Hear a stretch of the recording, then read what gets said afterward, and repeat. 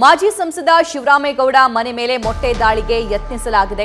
ತಡರಾತ್ರಿ ಕಾರಲ್ಲಿ ಬಂದಂತಹ 5-6 ಮಂದಿಯಿಂದ ಮೊಟ್ಟೆ ದಾಳಿ ಮಾಡಲಾಗಿದೆ. ಪೊಲೀಸರನ್ನ ಕಂಡ ತಕ್ಷಣ ಮನೆ ಮುಂದೆಯಿಂದ ಅವರು ಪರಾರಿಯಾಗಿದ್ದಾರೆ. ಮನೆ ಮುಂದೆ ಮೊಟ್ಟೆ ಎಸೆದು ಹೋಗಿದ್ದಾರೆ ಅನ್ನೋ ಡೀಟೇಲ್ಸ್ ಇದೆ.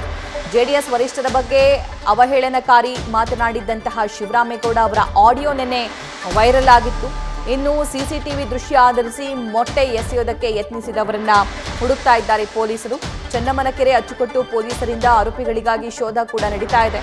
ಶಿವರಾಮೇಗೌಡ ಮನೆಯ ರಸ್ತೆ ಎರಡೂ ಕಡೆಗಳಲ್ಲಿ ಪೊಲೀಸ್ ಬಿಗಿ ಭದ್ರತೆಯನ್ನ ಕೈಗೊಳ್ಳಲಾಗಿದೆ.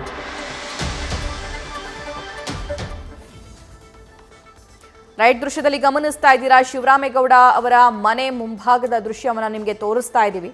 5 ಜನ ಕಾರಲ್ಲಿ ಬರ್ತಾರಂತೆ. ಶಿವರಾಮೇಗೌಡ ಮನೆ ಮೇಲೆ ಮೊಟ್ಟೆಯನ್ನು ಎಸ್ದು ಹೋಗೋಣ ಅಂತ ಅಂದು, ಯಾಕಂದರೆ ನಿನ್ನೆ ಶಿವರಾಮೇಗೌಡ ಮತ್ತು ದೇವರಾಜೇಗೌಡ ಮಾತಾಡಿದ್ದಾರೆ ಅಂತ ಹೇಳಲಾಗ್ತಿದ್ದಂತಹ ಆಡಿಯೋ ಸಿಕ್ಕಾಪಟ್ಟೆ ವೈರಲ್ ಆಯಿತು.